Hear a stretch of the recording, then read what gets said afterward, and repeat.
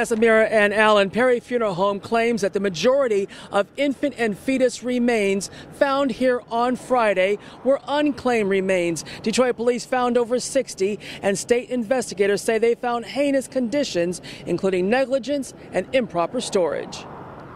When 7 Action News asked the lawyer for Perry Funeral Home why they had not cremated the remains of dozens of remains of infants and fetuses that Detroit police found during a raid Friday, their lawyer says because the Wayne County medical examiner said they had to check with their legal department first, and a public administrator who had given them authorization to cremate in the past wasn't responding to them. But the family of at least one infant says their baby's remains were not unclaimed. In this lawsuit, they accuse Hutzel and DMC of not following through with their wishes to make an anatomical gift to the Wayne State Medical School for research. That never happened.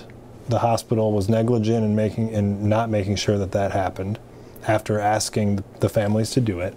Instead, the lawsuit alleges that Hutzel Hospital actually listed their baby as unclaimed, and her remains were given to Perry Funeral Home.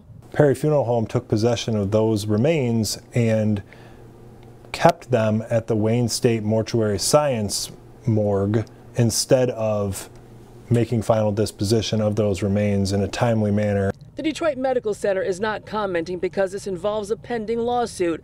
A spokesman for Wayne State University says their medical school stopped accepting fetal and infant remains for research from Hutzel Hospital in June 2015 because the hospital repeatedly failed to deliver remains or notify the school of remains in a time frame necessary for the bodies to be viable for research.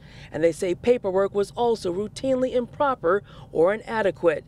One thing is clear, these recent revelations are unbelievably hard on the families affected. It's reopening wounds that you thought were closed, and it's not allowing you to have the closure that you had thought you had had.